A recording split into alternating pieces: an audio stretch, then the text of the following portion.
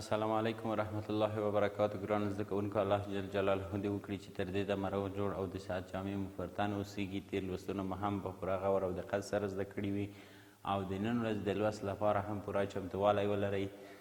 د تېرو لوستونو کورنۍ دندې مو په خپلو کتابچو کې لیکلي وي. اوس هم له ځان سره کتاب، قلم او کتابچه ولرئ او د نن ورځې لوست هم په پوره غور او دقت سره زده کړئ.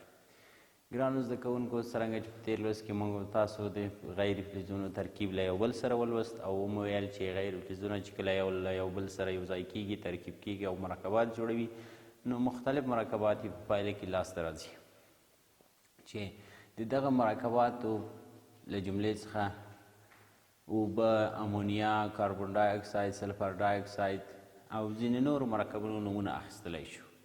او د دغه مرکباتو چې د غیر فلزونو له ترکیب څخه لاسته راځي ترمنځ اشتراکي اړیکه شتون لري. ګرانو زده کوونکو، دا چې د غیر فلزونو ترکیب له یو بل سره د هغې په جمله کې اوبه هم شاملې دي. اوبه هم د غیر فلزونو له ترکیب څخه لاسته راځي او اوبه ژوند یوه حیاتي ماده ده، یا د ټولو ژوندیو موجوداتو ژوند ورپورې تړلی ده. که چیرې هایدروجن له اکسیجن سره یو ځای شي چې دواړه غیر فلزونه دي، په پایله کې اوبه لاسته راځي چې ترمنځ یې اشتراکي اړیکې د اتومونو شتون لري. او همدارنګه که چیرته هایدروجن له نایتروجن سره یو ځای شي چې دواړه غیر فلزونه دي، نو د دوی د یو ځای کېدو څخه امونیا لاسته راځي چې امونیا هم د یوریا کیمیاوي سرې په جوړولو کې ورڅخه ګټه اخیستل کېږي او د اتومونو ترمنځ یې اشتراکي اړیکه شتون لري. همدارنګه که چیرې کاربن له اکسیجن سره تعامل وکړي، کاربن ډای اکساید جوړوي چې دا هم د غیر فلزونو ترمنځ کیمیاوي ترکیب دی، او یا سلفر له اکسیجن سره تعامل وکړي، نو له دې څخه سلفر ډای اکساید لاسته راځي چې دا هم د غیر فلزونو ترمنځ یو کیمیاوي ترکیب دی او د سلفوریک اسید او سلفورس اسید په جوړولو کې له سلفر ډای اکساید او سلفر ډای اکساید څخه ګټه اخیستل کېږي. ګرانو زده کوونکو، د تېر لوست کورنۍ دنده مو د همدغه غیر فلزونو ترکیب له یو بل سره د دغه عنوان لاندې د اوبو، امونیا، کاربن ډای اکساید، سلفر ډای اکساید د لاسته راوړلو معادلې لیکل او تنظیم کول کوو. نو په دې هیله یم چې د تېر لوست کورنۍ دنده مو پوره غور او دقت سره اجرا کړې وي. راځو د نن ورځې په لوست باندې پیل کوو. بسم الله الرحمن الرحیم. د نن ورځې لوست مو دی د اتم ټولګي کیمیا مضمون څلورم څپرکی. موضوع د څلورم څپرکي لنډیز او پوښتنې دي. ګرانو زده کوونکو، زموږ موخې په دې لوست کې له تاسو څخه دا دي چې تاسو ګران زده کوونکي وکولی شئ چې په نن ورځ لوست کې هم د څلورم څپرکي ټول موضوعات په لنډو ټکو کې زده کړئ او همدارنګه وکولی شئ چې د څلورم څپرکي پوښتنې حل کړئ. او د لوست پاڼه 450 لوست مو 9 ده. ګرانو زده کوونکو، څرنګه چې په څلورم څپرکي کې موږ تاسو ولوستل هغه عملیه چې د هغې په درشل یا په ترڅ کې یوه ماده په بله کیمیاوي ماده بدلیږي او ټول کیمیاوي او فزیکي خواص د لاسته راغلې مادې له لومړنیو موادو سره توپیر کوي، دغه عملیې ته کیمیاوي تعامل ویل کېږي. یعنې موږ او تاسو کولی شو ووایو چې کیمیاوي تعامل هغه عملیه ده چې کله یو دوه یا څو مادې سره یو ځای شي، ترمنځ یې کیمیاوي تعامل صورت ونیسي او یوه نوې ماده جوړه شي چې خواص یې له پخوانیو موادو څخه توپیر ولري، کیمیاوي تعامل بلل کېږي.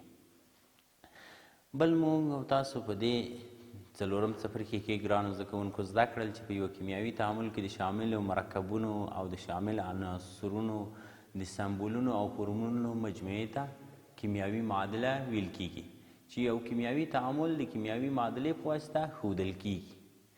یعنې موږ او تاسو چې یو کیمیاوي تعامل ښیو، نو هغه په لیکلې بڼه د همغه کیمیاوي تعامل کې د شامل عنصرونو سمبولونه او د شاملو مرکبونو فورمولونه او د نښې او علامې لیکو چې همدغه لیکلې بڼې ته کیمیاوي معادله ویل کېږي.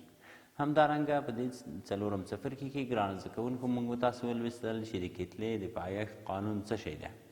موږ تاسو زده کړل په دې څلورم څپرکي کې چې کله چې دوه یا څو مادې سره یو ځای کیږي، کیمیاوي تعامل سرته رسوي د دغه تعامل کوونکو موادو او هغه چې په پایله کې کوم مرکبونه او مواد لاسته راځي او د هغه لاسته راغلو موادو او د دې تعامل کوونکو موادو کتله تغییر نه کوي، یعنی کتله یې نه زیاتیږي او نه کمیږي. څومره چې د تعامل کوونکو موادو کتله او د اتمونو شمیر وي، په همغه اندازه د محصول او یا لاسته راغلو موادو کتله او د اتمونو شمیر هم وي. همدارنګه موږ تاسو په دې څلورم څپرکي کې د کیمیاوي تعاملونو ډولونه ولوستل چې کیمیاوي تعاملونه مختلف ډولونه لري. له هغې جملې څخه تجزیوي تعاملونه دي چې یوه ماده پکې ټوټه کیږي او تجزیه کیږي په دوه یا څو برخو باندې. همدارنګه جمعي تعاملونه ولوستل چې د دوو یا څو مادو له یو ځای کېدو څخه چې یوه نوې ماده لاسته راځي، دغه د دوو یا څو موادو یو ځای کېدلو ته جمعي تعامل ویل کېږي. همدارنګه مو د سون تعامل ولوست چې چټک اکسیدیشن چې مواد په چټکتیا سره اکسیدیشن کیږي، همدغه تعامل ته سون ویل کیږي چې په پایله کې انرژي ازادیږي، یا هغه اکسیدیشن چې په پایله کې انرژي ازاده شي د رڼا، تودوخې او انرژي په بڼه، هغې ته د سون تعامل ویل کیږي. همدارنګه متعوضي تعاملونه ولوستل چې چېرته یو اتم راځي په یو مرکب کې د بل اتم ځای نیسي او د هغې پر ځای پر ځای کیږي، نو دغه ته یو ګونی تعویضي تعامل. همدارنګه که چېرته د یو مرکب یو اتم راځي د دوهم مرکب د یو اتم ځای نیسي او د دوهم مرکب همغه بېځایه شوی اتم د لومړني مرکب د بېځایه شوي اتم ځای نیسي، نو دغه ته دوه ګونی تعویضي تعامل ویل کیږي. همدارنګه موږ تاسو ګران زده کوونکو په دغه څلورم څپرکي کې د فلزونو تعامل له غیر فلزونو سره ولوست. ولوستل چې فلزونه له غیر فلزونو سره په چټکتیا سره تعامل کوي او په اسانۍ سره د تعامل سرته رسیږي چې په پایله کې مالګې جوړیږي او د دغه فلز او غیر فلز د اتمونو ترمنځ چې کیمیاوي تعامل صورت نیولی دی، د دوی د اتمونو ترمنځ ایوني اړیکې شتون لري. وروسته له هغې څخه موږ تاسو د غیر فلزونو یو له بل سره تعامل ولوست او ومو ویل چې غیر فلزونه هم یو له بل سره تعامل کوي چې مختلف مرکبونه جوړوي، لکه اوبه، امونیا او کاربن ډای اکساید، نور مواد چې د دوی د اتمونو ترمنځ بیا اشتراکي اړیکې شتون لري. راځو د څلورم څپرکي د پوښتنو حل کولو ته. ګرانو زده کوونکو، څلورم څپرکي کې پوښتنې راکړل شوي دي چې لومړی برخه د پوښتنو یې داسې ده چې د پوښتنې مخکې قوس یا خالي ځای راکړل شوی دی چې موږ تاسو که دغه پوښتنه سمه وي د سین توری به د قوس په داخل کې لیکو او که ناسمه وي د نون توری به د قوس په داخل کې لیکو. بلکې ګرانو زده کوونکو، تاسو به دا پوښتنې لومړی په خپلو کتابچو کې ولیکئ، د څپرکي لنډیز به ولیکئ، پوښتنې به ولیکئ، بیا به یې وروسته په خپلو کتابچو کې حل کړئ. د کورنۍ دندو په کتابچو کې او په کتاب کې خط لیکل کول ښه کار نه ده. ګرانو زده کوونکو، زه یو څو پوښتنې تاسو ته د نمونې په توګه حلوم. دوهمه پوښتنه: د کیمیاوي تعامل په واسطه ماده نه له منځه ځي او نه یې په کتله کې زیاتوالی پیدا کیږي. دا پوښتنه څنګه ده ګران زده کوونکو؟ آفرین ګران زده کوونکو، دا پوښتنه د کیمیاوي تعامل په واسطه ماده نه له منځه ځي او نه یې په کتله کې زیاتوالی پیدا کیږي. دا خو درسته خبره ده چې په کتله کې زیاتوالی نه پیدا کیږي، مګر یوه ماده د کیمیاوي تعامل په پایله کې له منځه ځي او بله ماده لاسته راځي، نو دا پوښتنه ناسمه پوښتنه ده. او په همدې ډول څلورمه پوښتنه ده: په یو مرکب کې د شامل عنصرونو د سمبولونو مجموعه د کیمیاوي معادلې په نوم یادیږي. څنګه ګرانو زده کوونکو، دا درسته ده او یا نادرسته؟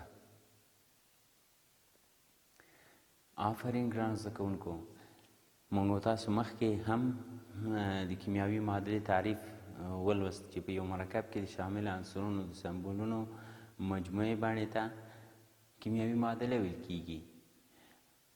دا پوښتنه سمه ده. همدارنګه پنځمه پوښتنه ده: د اوسپنې زنګ وهل یو کیمیاوي تعامل دی؟ بلې ګرانو زده کوونکو، د اوسپنې زنګ وهل یو کیمیاوي تعامل دی، نو دا هم پوښتنه هم درسته ده.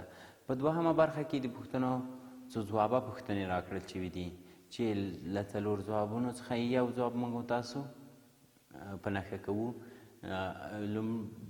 اتمه پوښتنه د هغه کیمیاوي هغه تعامل چې د هغې په واسطه باندې مرکبونه په خپلو لومړنیو اجزاو ټوټه کیږي کوم ډول تعامل دی.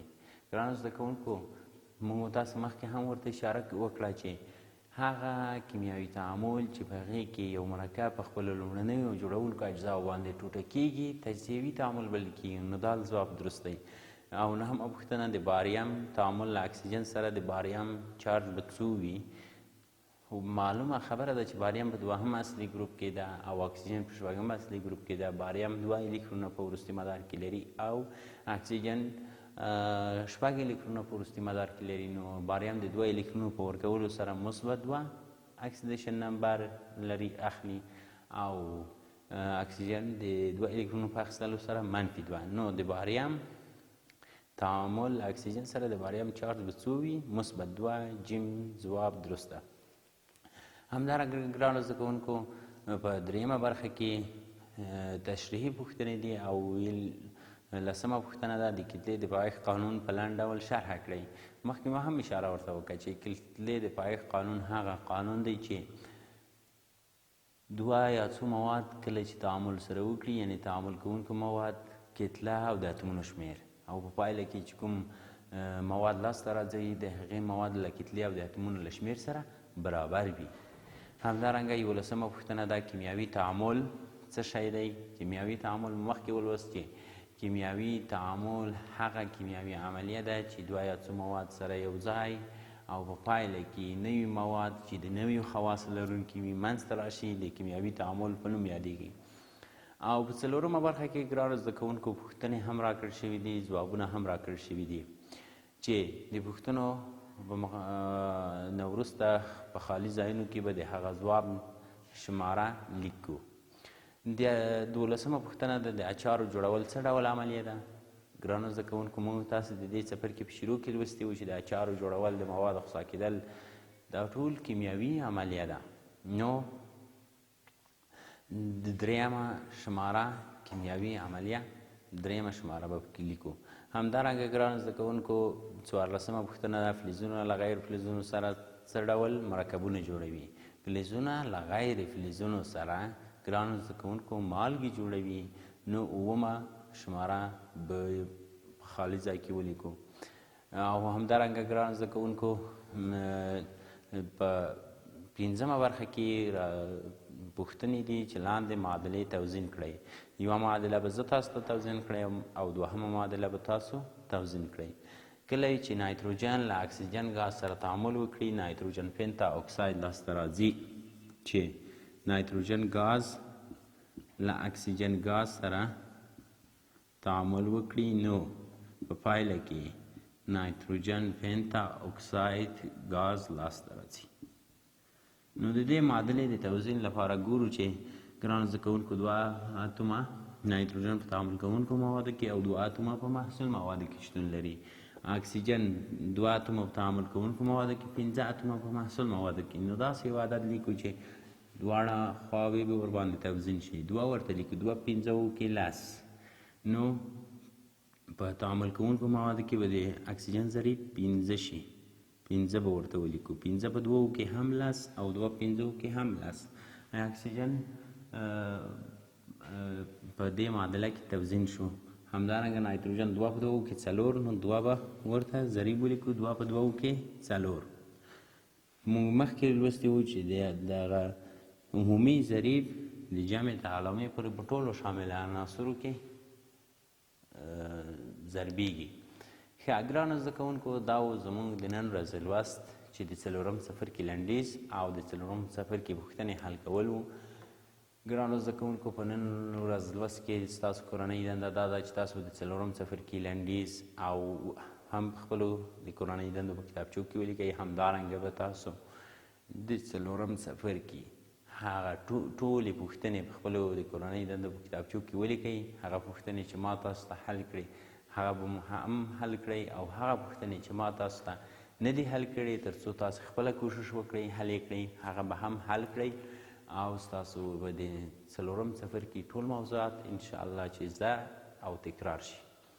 ښه ګرانو زده کوونکو تر بیا چې زه ستاسو په چوپړ کې حاضرېږم او د یو نوي لوست په وړاندې کولو سره چې نوی لوست هم زموږ او ستاسو 5م څپرکی د اکسایدونو جوړښت او د کارولو ځایونه یې دي. تاسو به هم د دغه 5م څپرکي راتلونکی لوست په خپلو کورونو کې مطالعه کړئ او د راتلونکي لوست لپاره به هم چمتووالی ونیسئ. تر بیا چې زه ستاسو په چوپړ کې حاضرېږم، تاسو پر لوی او بښونکي رب سپارم. السلام علیکم ورحمة الله وبرکاته.